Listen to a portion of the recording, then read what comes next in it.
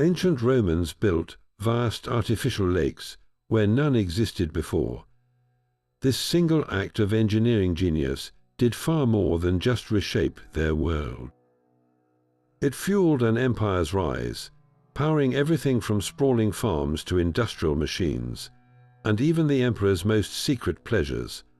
By the end of this journey, you will understand how these man-made seas became the hidden engines of Rome. We will uncover why an emperor risked everything to drain a massive lake, and explore the mysterious floating palaces that rested on another. What forgotten ambition do you think drove them to tame the waters? Water was the lifeblood of Rome, pulsing through every facet of its existence.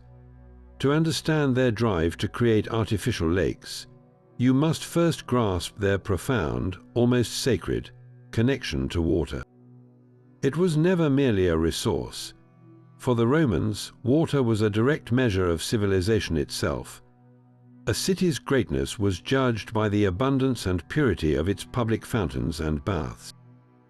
These were not luxuries, but fundamental to public health and social order, washing away the filth that bred disease in crowded urban centers. But the obsession ran deeper than sanitation. Vast quantities of water were the invisible fuel for their industries, powering mills for grinding grain, driving hammers in forges, and supplying the tanneries and fulleries that clothed and equipped their legions. In the countryside, reliable irrigation transformed arid Italian plains into breadbaskets, feeding a metropolis of over 1 million people. Ultimately, controlling water became the ultimate expression of imperial power. An emperor who could command rivers to change course or summon lakes from dry ground was demonstrating a godlike authority over nature itself. This was the powerful cocktail of necessity, ambition, and prestige that made the impossible seem worth attempting. This ambition did not spring forth fully formed. Before they could command entire lakes, Roman engineers had to learn the language of the land itself. Their first lessons were written in the soil, with simple, practical projects that reshaped the flow of a single stream. They began by building low, sturdy dams across narrow valleys, not to create vast reservoirs, but to form small, reliable pools for watering livestock and irrigating nearby fields. These structures were humble, often made from packed earth, timber, and rubble, yet they were the proving grounds for a revolutionary idea. The Romans were learning to store water, to defy the dry seasons and hold back the rain. Alongside these early dams, they carved canals. These were not the grand aqueducts of legend, but simple ditches and channels designed to divert water from a river to a mill, or to drain a swampy field for cultivation.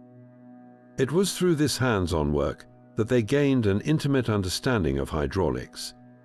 They learned how to calculate gentle slopes to keep water moving without eroding the channel walls. They discovered which soils held water and which allowed it to seep away. They mastered the art of building strong, watertight barriers using nothing but local materials and sheer ingenuity. Every small success with a farm pond or a mill race was a critical step on the path to something far grander.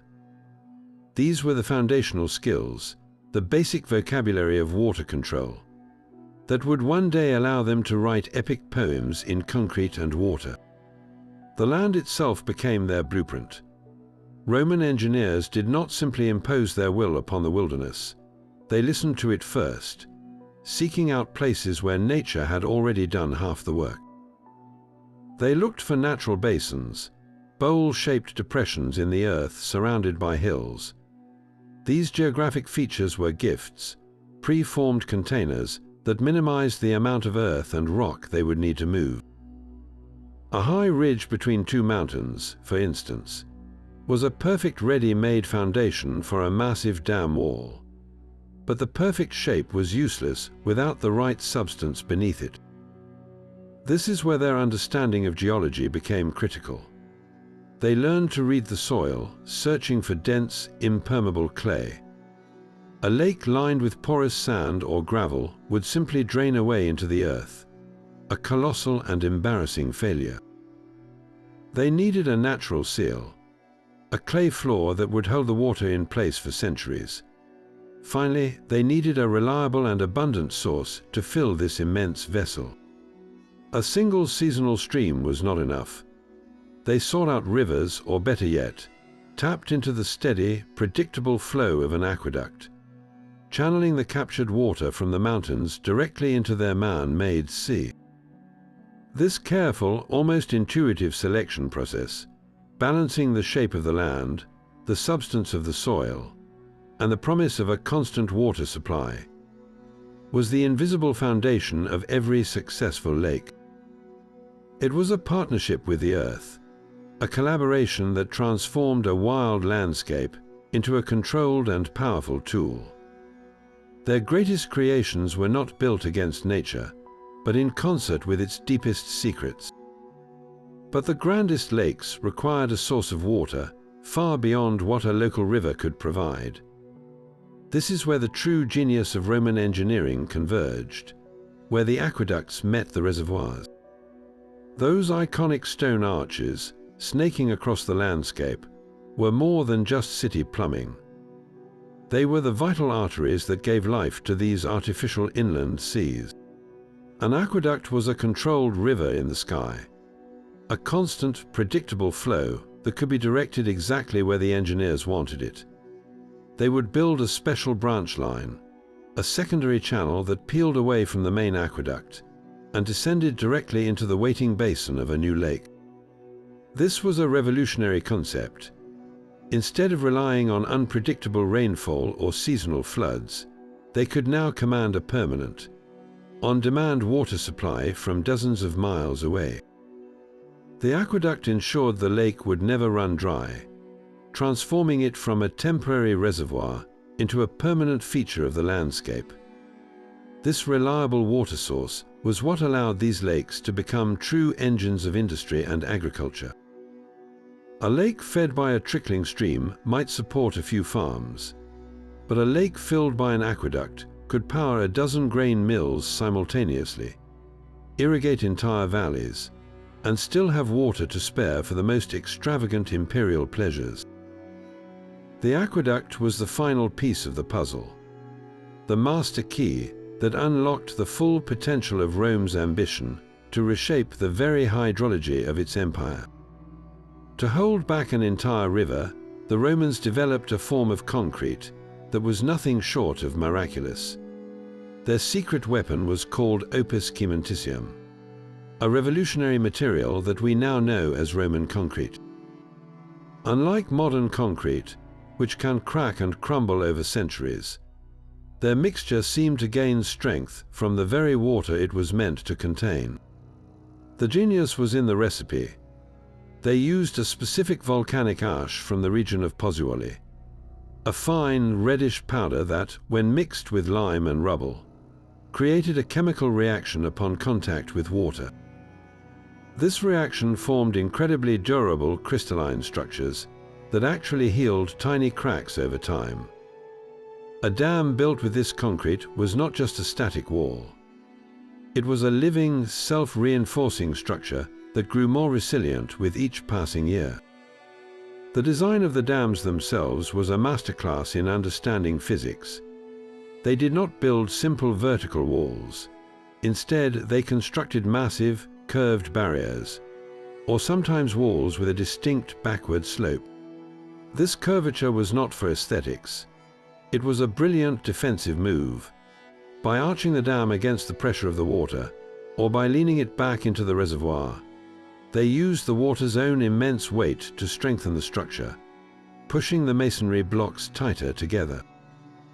The foundations were dug deep into the riverbed, often keyed into the solid bedrock below to prevent the entire dam from being shoved downstream by the force of the lake. And they never forgot the water's need to escape during a flood. Sophisticated spillways were carved into the sides of the valleys, or integrated into the dam itself, acting as controlled escape valves for excess water that would otherwise surge over the top and tear the entire structure down.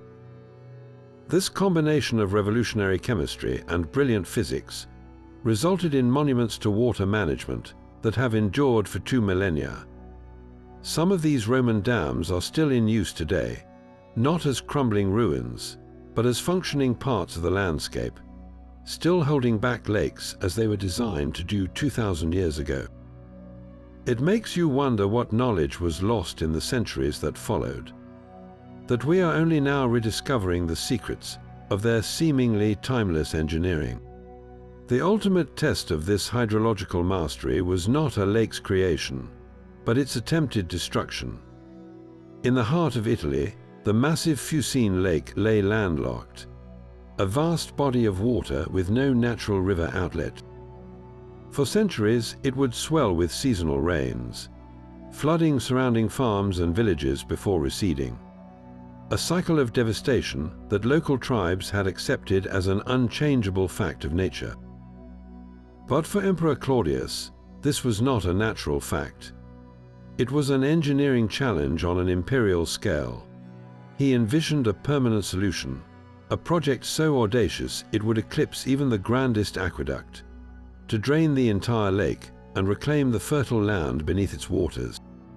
The plan was breathtakingly simple in concept and staggeringly complex in execution. They would tunnel directly through the solid rock of the surrounding mountain to create a new artificial river outlet for the lake. This was not a small mine shaft. The proposed tunnel would need to be over 3 miles long, wide enough for multiple men to walk through abreast, and carved on a precise, gentle slope to ensure a constant, powerful flow of water out of the basin and into the river Liris on the other side of the mountain.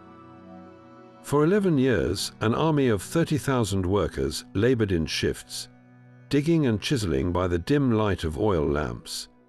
They excavated an estimated 2.5 million cubic yards of rock, a mountain moved by human hands. But Claudius and his engineers faced a puzzle far more difficult than simply moving rock.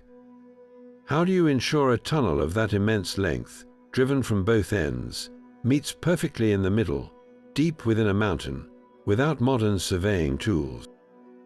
Their solution was one of geometric genius. They dug a series of vertical shafts from the mountain ridge down to the proposed tunnel level, creating multiple points of access.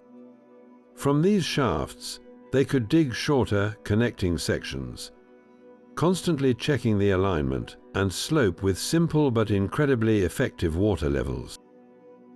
This broke the impossible 3-mile dig into a series of manageable projects, a masterstroke of logistical planning. Yet the most brilliant feature was the hidden safety valve. The engineers knew that simply opening the tunnel would release a catastrophic, uncontrolled torrent. So at the lake end, they constructed a massive complex of sluice gates and control channels. This system allowed them to regulate the flow precisely, to open the taps slowly and safely, preventing a disastrous flood downstream. When the project was finally complete, Claudius staged a magnificent naval battle on the lake to celebrate its impending disappearance, a spectacle of conquest over nature itself. But the story of the Fucine Lake holds a final, haunting mystery, a testament to the fine line between triumph and tragedy in the ancient world. The scale of labor was almost beyond comprehension. For 11 long years, 30,000 workers toiled in a subterranean world, their existence defined by the rhythmic strike of chisel on stone. This was not a single workforce, but a rotating army of slaves, convicts, and paid laborers organized into shifts that kept the project moving day and night. Imagine the scene deep within the mountain, a narrow tunnel illuminated only by flickering oil lamps, the air thick with rock dust, and the constant, deafening noise of excavation. The primary tools were the pickaxe and the shovel, and the primary method was relentless, grinding human effort. Workers faced constant peril from rock falls, tunnel collapses, and the ever-present risk of flooding if they accidentally broke into a hidden aquifer. The logistics of supplying this underground city were a monumental task in themselves. How do you feed 30,000 mouths? How do you remove 2.5 million cubic yards of rubble from a 3-mile-long hole in the ground? The rock was hauled out in baskets, passed hand over hand along human chains that stretched from the dark heart of the mountain to the surface, where it was dumped to form vast, artificial hills that still mark the landscape today. This was the immense human cost behind Claudius' grand vision, a testament to an empire's ability to marshal its people as a form of raw, geological power. When the final barrier was breached and the water began to flow, it must have felt like a moment of divine triumph. The land that emerged from the receding waters was some of the most fertile soil in Italy, a rich, silty plain ready for cultivation. For a time, the project was a stunning success. Vast new farms sprang up, producing grain and other crops that boosted the local economy and supplied Rome itself. The chronic flooding that had plagued the local Marsi people for generations was finally over. The Fucine Lake had been tamed, and a lasting agricultural legacy seemed assured. Yet, the story of the Fucine Lake is a poignant reminder that even the Romans could not fully conquer nature's persistence. The tunnel, a marvel of engineering, required constant, meticulous maintenance to keep it clear of silt and debris. In the chaotic centuries that followed the empire's decline, that maintenance was neglected. Slowly, inexorably, the tunnel clogged, and the waters began to rise once more. By the end of the 19th century, the lake had nearly returned to its original size, swallowing the farms that Claudius' army had labored to create. The lake was only permanently drained in the 19th century, using modern pumps and a new tunnel, finally fulfilling the Roman dream 2,000 years later. So, what is the true legacy of this colossal effort? It stands as a dual monument, both to the breathtaking ambition of Roman engineering and to its ultimate fragility. A lesson written in water and stone about the endless work required to maintain our greatest achievements. While the Fucine Lake project was a monumental struggle, the real, quiet success of Roman hydraulics was happening elsewhere, in the countless controlled reservoirs that transformed the countryside. These artificial lakes became the beating heart of Roman agriculture, the unsung heroes that fed 1 million people in the city of Rome alone. The fundamental challenge was simple, yet critical. The Mediterranean climate brought long, dry summers, where rainfall was scarce and rivers ran low, just when crops needed water the most. A summer drought could wipe out an entire season's harvest, leading to famine and unrest.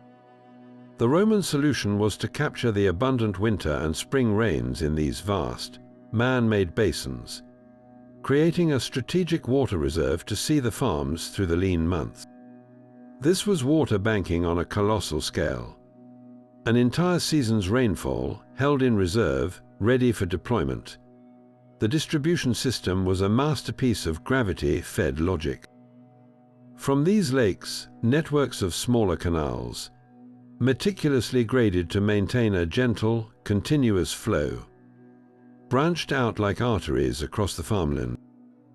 Sluice gates, simple wooden or metal barriers that could be raised or lowered, acted as taps, allowing farmers to direct water into smaller ditches that fed individual fields. This was not a haphazard flooding. They practiced a form of controlled irrigation, often flooding a field to a specific depth for a set period, ensuring the soil was saturated without washing away the precious topsoil or drowning the plants. This reliable water supply allowed for something revolutionary: multiple growing seasons. A farmer was no longer at the mercy of the summer rains. He could plant a thirstier, more valuable crop like lettuce or cabbage in the dry season, knowing he had the water to support it. Or he could plant a second crop of wheat after the first was harvested, dramatically increasing his yield from the same plot of land. The effect on crop yields was transformative. A consistently watered field could produce 2 or even 3 times more grain than one relying on rainfall alone. This agricultural surplus was the true foundation of Roman power. It stabilized food prices in the city, preventing riots. It supplied the legions on distant frontiers with reliable provisions, and it allowed the population to grow beyond what the natural environment could normally support. The bread in a Roman soldier's ration, the grain in the public dole, it all traced its lineage back to the placid, sun-drenched surface of an artificial lake, a testament to how the Romans turned water into food and food into an empire. But these lakes did more than just water crops. Beneath their calm surfaces, another silent industry thrived. The Romans were masters of aquaculture, engineering their reservoirs into sophisticated fish farms that turned a luxury item into a staple of their diet. They understood that a controlled lake was the perfect environment for breeding and raising fish. They would deliberately stock these basins with prized species like sea bass, mullet, and the beloved eel. To manage the populations and make harvesting easier, they often built internal subdivisions right within the lake. Using low stone walls or networks of submerged fences, they created separate ponds for fingerlings, for mature fish, and for holding the catch until it was sent to market. This was factory farming, ancient Roman style. Some of the most extravagant examples were the maritime villas of the wealthy, where seawater was channeled into elaborate coastal ponds. Here, the most exclusive fish like red mullet and turbot were fattened for the tables of the elite. The scale of this operation was immense. A single large estate could have a fish farm capable of supplying a nearby town, and the trade in preserved, salted fish from these operations became a major economic force across the empire. This reliable supply transformed fish from a seasonal catch into a year-round source of protein, enriching the Roman palate and fueling the legions marching across 3 continents. The next time you think of a Roman feast, picture not just the wine and the bread, but the fish that likely came from a man-made lake, a product of the same engineering genius that brought water to the cities. Yet the water's work extended far beyond the farm and the fish pond. It flowed directly into the heart of Roman industry, becoming the invisible muscle that powered an empire's expansion. In the rugged mountains of Spain and Britain, where veins of precious gold and tin ran through the rock, Roman engineers deployed water on an industrial scale in a process known as hydraulic mining. Their goal was to tear down entire mountainsides to get at the ore within, and they used artificial lakes as their primary weapon. High in the hills, they would dam rivers to create massive reserve basins, stockpiling millions of gallons of water. This was not a gentle resource for irrigation. This was a stored avalanche, a potential energy waiting to be unleashed. At a command, sluice gates would open, and the pent-up water would roar down specially constructed wooden flumes, accelerating into a violent, focused torrent. This jet of water was then aimed directly at the soft rock faces of the mines. The force was tremendous, blasting away soil, gravel, and even fractured stone to expose the valuable mineral deposits underneath. It was mining by erosion, using nature's own power to do the work of thousands of men with pickaxes. But the water's job was not finished. Once the ore was loosened, the same water was channeled through a series of sluices and settling tanks. Here, the heavier gold or tin particles would sink to the bottom, while the lighter waste material, the gravel and sand, was washed away. This was a continuous, automated refining process, all driven by gravity and the relentless flow from the reservoir lake. The scale of these operations is almost impossible to overstate. Some of the mining landscapes they created are still visible from space. vast scars on the earth where whole valleys were washed into the sea in the pursuit of metal. This water-powered industry produced the gold that financed the legions, the tin that was alloyed into bronze for statues and tools, and the iron that was forged into the swords that conquered the known world. The quiet agricultural lake and the thunderous mining reservoir were two sides of the same coin, one nurturing life, the other tearing down landscapes, both essential cogs in the vast, hydraulic machine that was Rome. But the most bizarre and technologically stunning use of an artificial lake was reserved for an emperor's private fantasies. On the serene waters of Lake Nemi, a small crater lake nestled in the Alban Hills just south of Rome, Emperor Caligula ordered the construction of two vast ships. These were not mere boats, they were floating palaces, the most opulent and mechanically complex vessels the ancient world would ever see. The lake itself was a natural basin, but its role was entirely artificial. A secluded, private stage for imperial power and pleasure, deliberately isolated from the public eye of the Tiber River or the Mediterranean Sea. Why build such extravagant ships on a small, landlocked lake where they could never sail to anywhere? The answer lies in pure, unadulterated spectacle. These ships were not for travel. They were for display. Monumental declarations that an emperor's will could transform even a quiet mountain lake into a personal playground of the gods. The larger of the two ships was essentially a floating temple dedicated to the Egyptian goddess Isis and the earth goddess Diana. Its deck was lined with marble statues, its floors paved with intricate mosaics, and its columns crafted from the finest colored marble. It featured heated baths with running water, a complex system of bronze pipes supplying fountains, and even a rotating statue platform. This was not just a ship, it was a self-contained world of luxury, a piece of Rome's urban grandeur magically set afloat on a private inland sea. The technology hidden within its hull, however, was far more advanced than anyone could have imagined for centuries. When the ships were finally recovered from the lakebed in the 1930s, archaeologists discovered a breathtaking array of Roman engineering.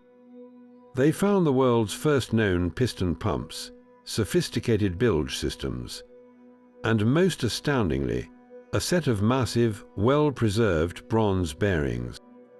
These bearings were part of a mechanism that, experts believe, may have rotated a large platform on the deck, perhaps for a temple or to display statues to best effect. They also uncovered elaborate anchors with mechanical windlasses for raising and lowering them, a level of mechanical convenience that would not be seen again for over 1,000 years. The Nemi ships were a perfect microcosm of Roman ambition, a fusion of extravagant leisure and cutting-edge technology, all made possible by the controlled, artificial environment of a lake. They stand as a haunting reminder of the sheer scale of imperial privilege, and of the advanced knowledge that was lost when the empire fell, secrets that sank beneath the waters of Nemi for over a millennium. The true genius of the Nemi ships lay hidden below their opulent decks, in a world of machinery that defied the era. Their anchors were not simple lumps of lead, but complex devices fitted with a mechanical windlass, a geared winch system that allowed a small crew to raise the massive anchor with relative ease, a convenience thought to be a medieval invention. To keep these floating palaces dry, the Romans installed the earliest known piston pumps. Made of wood and bronze, these ingenious devices used plungers and one-way valves to actively pull water from the bilges and discharge it overboard. A continuous battle against leakage fought with automated precision. The most stunning discovery, however, was a set of massive, perfectly preserved bronze bearings. These rings, fitted with rolling balls, were part of a mechanism that experts believe rotated a large platform on the main deck. Imagine a section of the ship slowly turning, perhaps to align a temple with the rising sun, or to present a statue to admirers from every angle. All powered by manpower, but engineered with a sophistication that would not be seen again until the Renaissance. To create a stable foundation for these technological marvels, the lake itself was transformed. Caligula's engineers did not simply launch the ships into the deep. They constructed an artificial harbor, a sheltered basin built with a wood and stone pier that reached out from the shoreline. This served as a protected dockyard for construction and maintenance, a permanent modification to the lakeshore that turned a natural feature into a dedicated imperial workshop.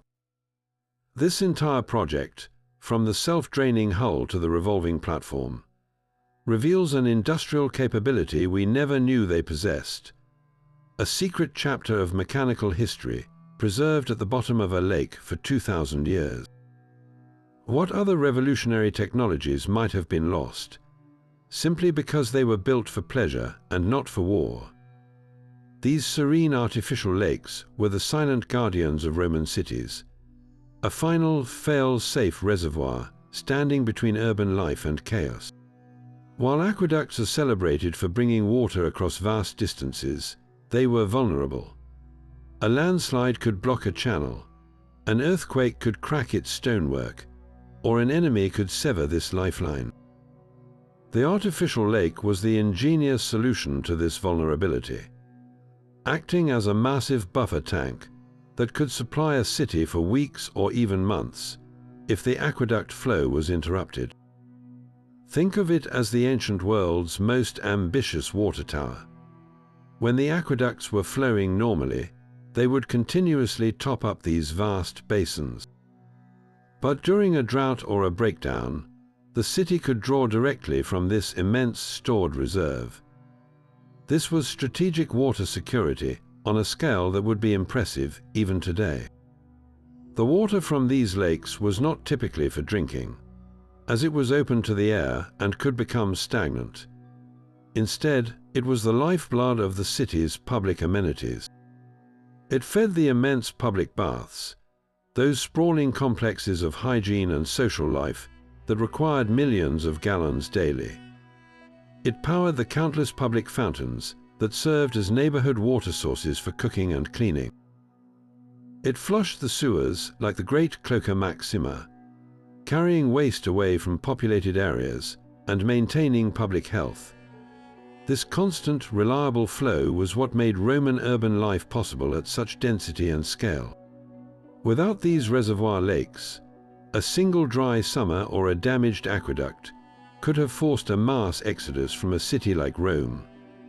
Instead, the fountains never stopped flowing. The baths remained open. The city hummed with activity, all because of that placid, man-made sea on the horizon.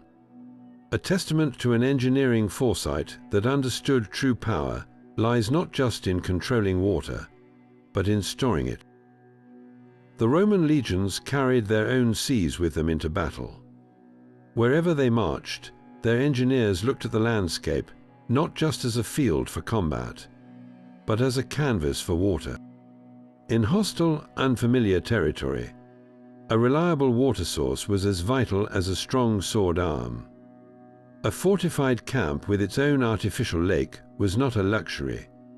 It was a strategic fortress. The first and most critical application was securing a permanent water supply for thousands of men and their animals. A legion on the move could consume a small river each day. By damming a local stream or spring just upstream from their encampment, they created an instant, dependable reservoir. This ensured that even if the enemy attempted to poison wells or divert the main river, the Roman camp would hold weeks of fresh water within its own defenses. The lake itself then became a part of those defenses. The earth excavated to deepen the basin was piled up to form the camp's defensive ramparts, an efficient use of labor that killed two birds with one stone. In swampy areas or on vulnerable flanks, they would deliberately expand these reservoirs to form impassable moats, turning water into a wall that no siege engine could breach. This practice was perfected in the conquest of Gaul and Britain, where temporary marching camps evolved into permanent fortresses, many with sophisticated, dammed lakes as their central feature. Imagine a frontier fort in a land like Germania.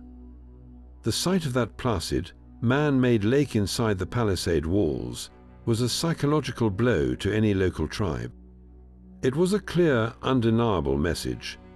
The Romans were not just visiting. They had reshaped the land to serve them, and they were here to stay. They had brought their own piece of tamed, civilized nature with them, a symbol of an empire that could not be starved out or easily assailed. The water that powered their mills and filled their aqueducts at home now followed their armies, proving that Roman hydraulics were as potent a weapon as the gladius itself. Soaring 50 meters above the river Garden, the Pont du Gard is more than a bridge. It is a monument to the Roman obsession with moving water, the final, breathtaking link in a chain of engineering that began with a distant spring and ended in the creation of artificial inland seas. This aqueduct was the primary artery for the city of Nemosis, modern-day Nims, but its water did not flow directly into the city's fountains. First, it had to pass through a masterfully designed distribution and storage system, a network of basins and reservoirs that turned a single, powerful flow into a manageable, reliable resource. Before the water even reached the iconic arches, it was gathered in a series of catchment lakes near the spring at Uzes. These preliminary reservoirs were the first stage of a grand filtration process, allowing silt and debris to settle out before the clean water began its 50-kilometer journey south. The aqueduct channel itself, carved into the top tier of the bridge, is a masterpiece of precision. Its gradient is a consistent 1 in 3,000, a drop of only 34 centimeters per kilometer. This almost imperceptible slope was the key to its hydraulic efficiency, allowing water to move at a steady, gentle pace that prevented erosion and minimized pressure on the structure. Can you picture the mind that first calculated that perfect decline across such uneven terrain? It is a slope so slight you could not perceive it with the naked eye. Yet it was the difference between a roaring, destructive torrent and a calm, sustainable river in the sky. After crossing the gorge, the water did not rush headlong into the city. It first arrived at a monumental distribution basin, the Castellum Divisorium. This circular, stone-lined tank was the heart of the entire system. From this central point, multiple lead pipes branched out, each feeding a different sector of the city, from the public baths to the private villas of the wealthy. But the true genius of this system lay in its ability to manage surplus. On days of low demand, or when the spring was at its fullest, the excess water from the aqueduct was diverted not to waste, but to a series of large, artificial lakes on the city's outskirts. These reservoirs were the system's battery, storing the overflow for times of high demand or emergency. They ensured that the fountains of Nemosis never ran dry, that its baths remained full, and that its industries had a constant power source. The Pont du Gard was not merely a bridge for water. It was the beginning of a conversation between the flowing river above and the still, patient lakes below. A dialogue of hydraulic genius that sustained a city for centuries. Yet even these practical reservoirs held a deeper, sacred power in the Roman world. Water was never just a physical substance. It was a living force, inhabited by gods and nymphs who demanded respect.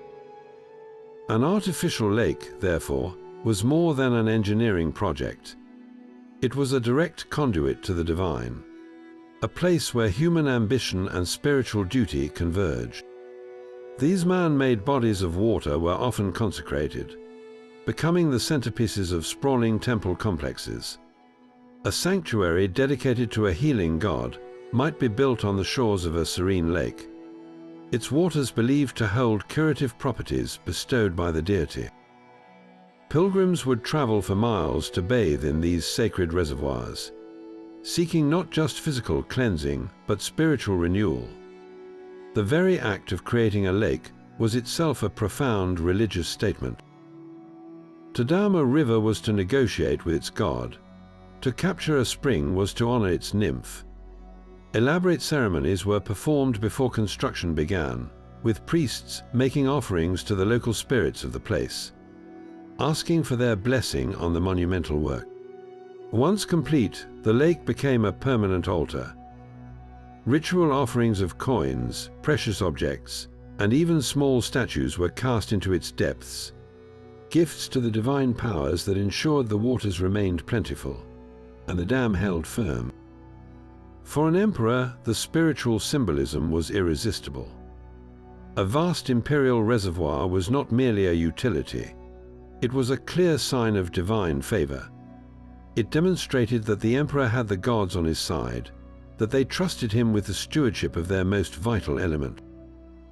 This fusion of faith and engineering created a powerful narrative, one where technological mastery became a form of piety, and where the quiet surface of a lake reflected both the sky above and the unshakable authority of Rome. The same engineering principles that tamed rivers for the empire were soon scaled down for private pleasure. Far from the bustling cities, the Roman elite carved out their own personal paradises in the countryside, their sprawling villi serving as monuments to wealth and refinement. At the heart of these estates, you would often find a stunning centerpiece, a private artificial lake.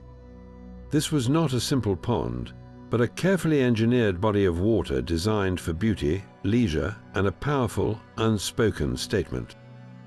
Wealthy landowners would commandeer a spring or a small stream, building elegant dams and channels to create a serene, mirror-like expanse right outside their villa's portico. The sound of water became the soundtrack to their otium, their cultivated leisure. These lakes were designed for every conceivable pleasure. Some were stocked with prized fish for leisurely angling, or for supplying the villa's kitchen with the freshest catch. Others were built for the gentle sport of boating, where owners and their guests would drift in decorated skiffs, reciting poetry or simply enjoying the reflected scenery. The lake's surface became a dynamic canvas, capturing the changing colors of the sky and the surrounding landscaped gardens, a living work of art that was different with every passing hour. But beyond the aesthetics, the creation of a private lake was a deliberate flex of personal engineering might. A senator or a wealthy merchant was demonstrating that he possessed the same technical understanding and command over nature as the state itself. He did not need the emperor's aqueduct. He could create his own miniature water world. His estate manager, his villicus, had to be as knowledgeable as an imperial engineer, managing the water levels, maintaining the dam, and ensuring the complex hydraulic systems for the villa's fountains and baths all functioned flawlessly. The private lake was the ultimate symbol of self-contained luxury and control.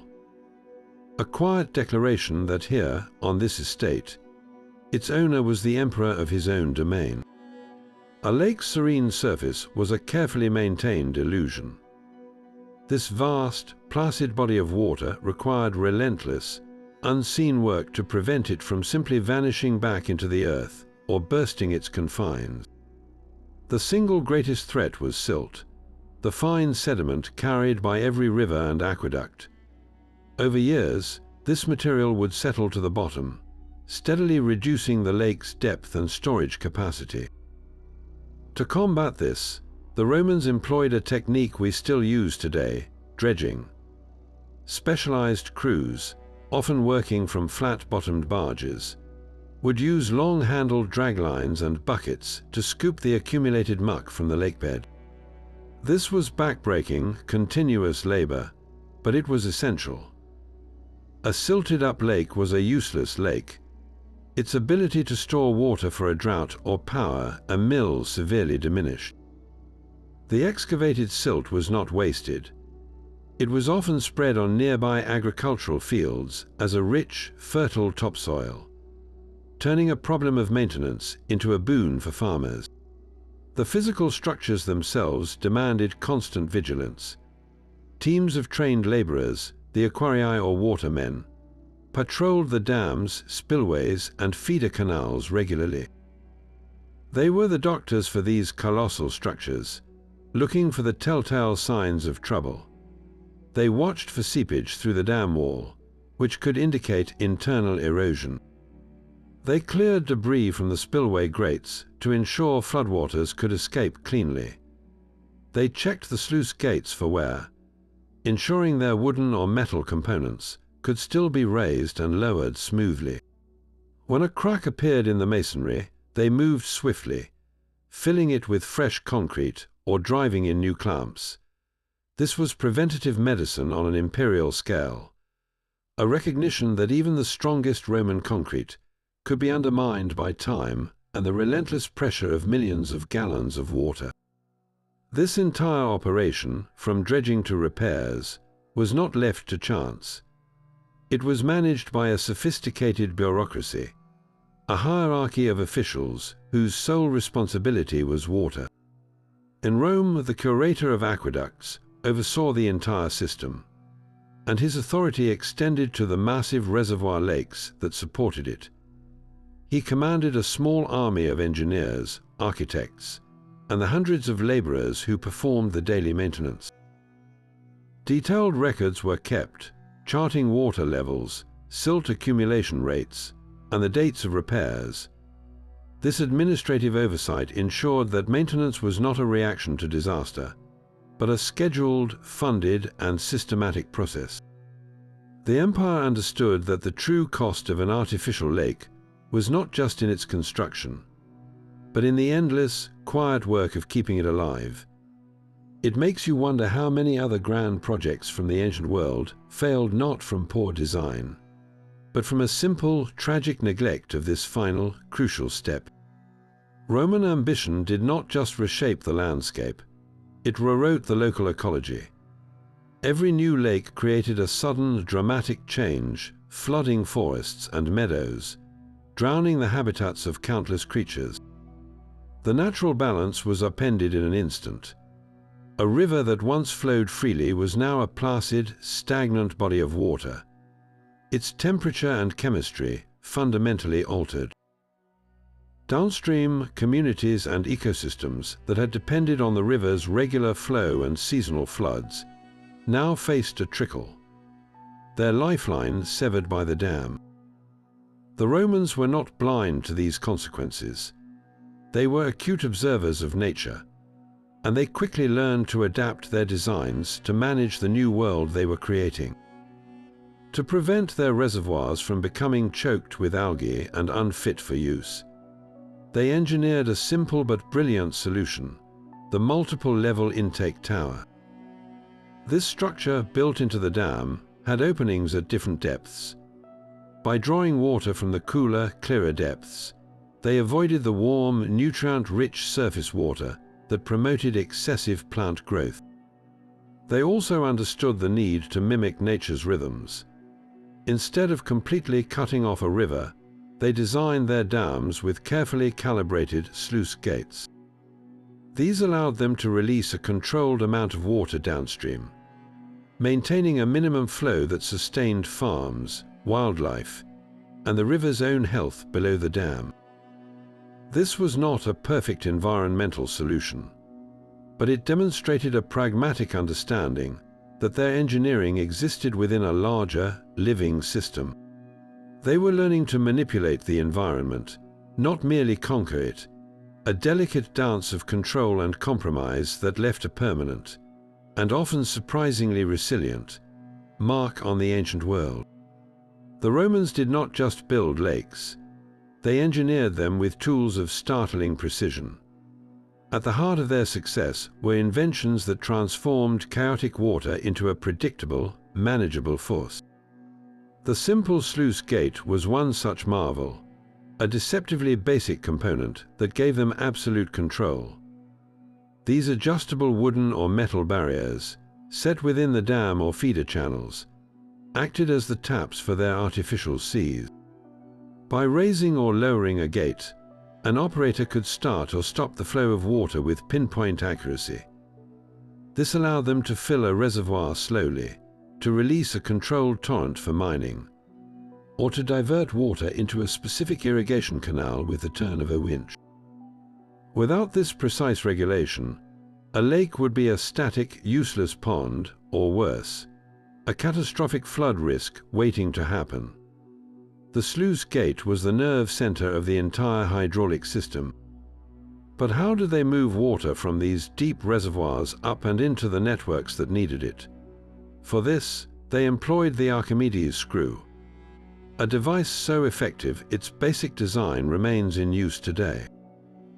Imagine a giant wooden screw, encased in a watertight cylinder, tilted at an angle with its lower end submerged in the lake. As laborers turned a crank, the rotating spiral blades would scoop up water from the bottom and effortlessly carry it up the tube, spilling it out at the top into a waiting channel. This was a relentless, mechanical bucket brigade that could lift large volumes of water with remarkable efficiency. It was perfect for raising water from a low-lying lake to irrigate fields on a higher plane, or for draining flooded mining pits. This simple machine turned human labor into a continuous, powerful hydraulic force. Perhaps the most critical innovation of all, however, was one of measurement, not muscle. The success of every aqueduct, canal, and lake depended on maintaining a perfect, gentle slope. A gradient that was too steep would create a destructive, erosive torrent. One that was too shallow would let the water stagnate and silt up the channel. To achieve this impossible precision over miles of rugged terrain, Roman engineers relied on two brilliant tools. The chorobates was a massive, 20-foot-long wooden frame with a central groove filled with water. This acted as a precise spirit level, allowing engineers to ensure a stretch of land was perfectly flat. For more detailed work over shorter distances, they used the dioptra, a precursor to the theodolite, which could measure vertical and horizontal angles with astonishing accuracy. With these instruments, they could plot a course that dropped only a few centimeters every kilometer, a feat of surveying that seems almost supernatural even now. They were not just moving earth and pouring concrete. They were writing the laws of physics into the landscape, one perfectly calculated drop at a time. High in the Aniene River Valley, the Subiaco dams stood as a breathtaking testament to imperial power. Emperor Nero himself ordered their construction not for agriculture or industry, but to enhance the dramatic backdrop for his sprawling villa complex. Here, engineers created not one, but three cascading artificial lakes, a stunning sequence of reservoirs terraced down the rugged landscape. The scale was staggering. The largest of these, the Simbruina Stagna, was held back by a dam that soared an estimated 40 to 50 meters high, making it one of the tallest hydraulic structures the Romans would ever build. Its towering wall of concrete and stone was a deliberate spectacle, a monument to the idea that an emperor's vision could reshape nature itself for his personal enjoyment. The lakes served a dual purpose. They were a sublime visual feature, their placid surfaces reflecting the villa's marble colonnades and the surrounding forested hills. But they were also a functional power source. Their stored water likely channeled to operate mills and supply the villa's lavish baths and ornate fountains. For decades, this engineered paradise symbolized the peak of luxurious, controlled nature. Yet its fate carries a sobering lesson. Sometime around the 13th century, the largest of the Subiaco dams catastrophically failed. The precise cause is lost to time, but we can surmise the relentless pressures it faced. Centuries of silt accumulation would have reduced the lake's capacity, while seismic activity in the region could have subtly weakened the monumental wall. When it finally gave way, the resulting deluge would have been apocalyptic. A tsunami of water, mud, and rock thundering down the valley. The destruction left behind only the dam's massive foundations and the ghostly imprint of the lakes it once held. Today, the modern town of Subiaco, whose name means beneath the lakes, sits in the valley that was once submerged, a permanent reminder of the awesome power these structures both contained and, in their demise, unleashed. The ruins whisper a dual truth, of an engineering ambition that reached for the sky, and of the profound responsibility that comes with holding back an entire sea. This mastery of water did not remain confined to the Italian peninsula. The Roman concept of the artificial lake traveled with the legions and administrators, spreading across the empire like a blueprint for civilization. From the sun-baked hills of North Africa to the damp forests of Britain, this technology was implanted, but it was never a simple copy. In every new province, Roman engineering principles were forced to adapt, creating a fascinating dialogue between imperial ambition and local reality. In North Africa, a region defined by its scarcity of water, the Roman approach became one of extreme efficiency. They could not afford the luxury of vast, evaporating surfaces. Instead, they perfected a system of smaller, interconnected reservoirs and underground cisterns that captured every possible drop of seasonal rainfall. The dams they built here were often designed with ingenious, multi-tiered spillways to handle the rare but violent desert flash floods, a direct response to a climate far more extreme than Italy's. Local knowledge of groundwater and ancient caravan routes often guided their placement, merging Roman hydraulic science with centuries of indigenous survival wisdom. The result was a dramatic greening of the landscape, with these reservoir systems supporting vast olive groves and wheat fields that became the breadbasket of the Western Empire. Meanwhile, in the damp, cool highlands of Britain, the challenge was not a lack of water, but an overwhelming abundance of it. Here, the Romans encountered landscapes already dotted with natural lakes and marshes. Their engineering focused on control and transformation rather than creation from scratch. They would often find a peat bog or a waterlogged valley, and rather than draining it completely, they would manage it. By building a single, strong dam at a strategic outlet, they could stabilize the water level, turning a useless swamp into a predictable reservoir. This new, controlled lake would then power the water wheels for ore crushing in the tin and lead mines that were so vital to the empire.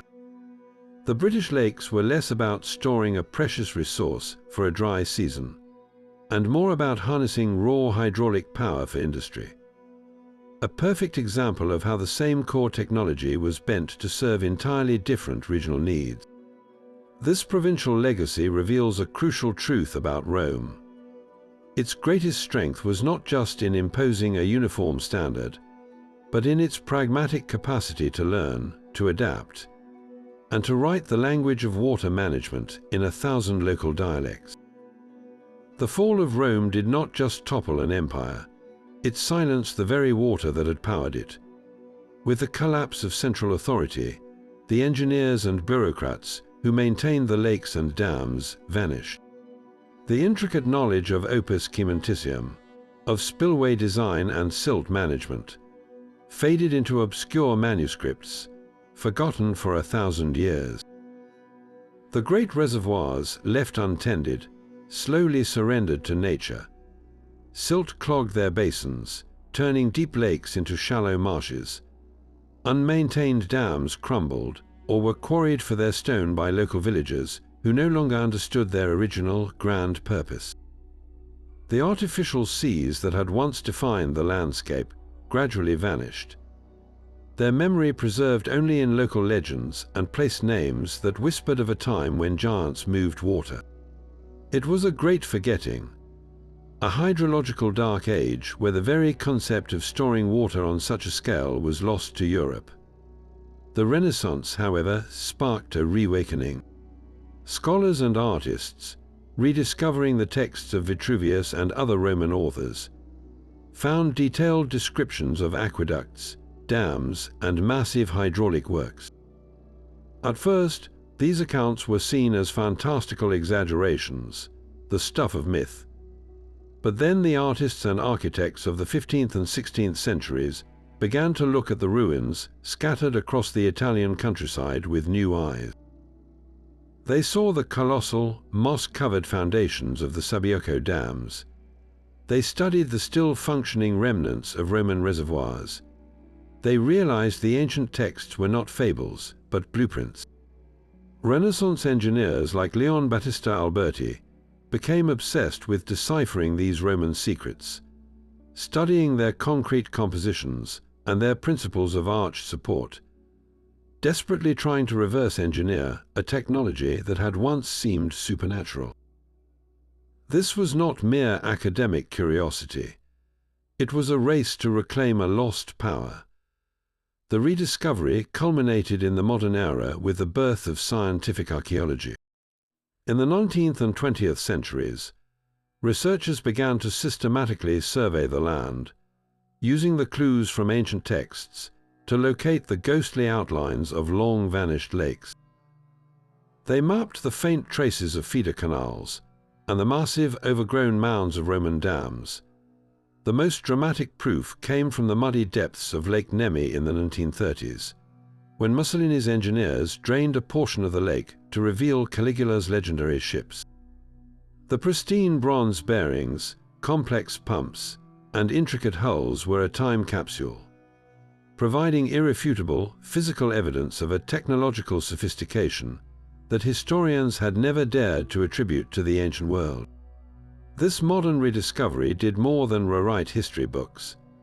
It directly inspired a new generation of civil engineers. The same principles of curved dam design and gravity, fed distribution that the Romans perfected are now foundational to modern water management. When you look at the massive, curved arch of the Hoover Dam in the United States, you are seeing a direct descendant of Roman hydrological genius.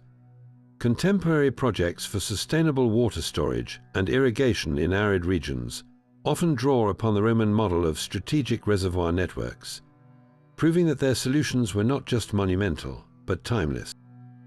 The cycle is now complete, from brilliant creation to tragic loss, and finally to a profound rediscovery that continues to shape how we manage our most vital resource today.